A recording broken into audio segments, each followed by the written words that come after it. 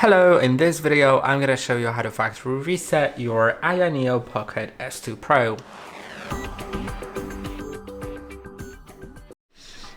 This guide is going to show you how to do it through the settings. If you want to do it through a different method, there also will be a video on it, so you can watch that. But now let's begin with the typical method of resetting through the settings. So let's get to settings, scroll all the way down to system. Now go to reset options. Remember that it of course erases all the data. Let's click on erase all data, then enter your PIN if you have one, or any other screen lock method. Go further, click on erase all data.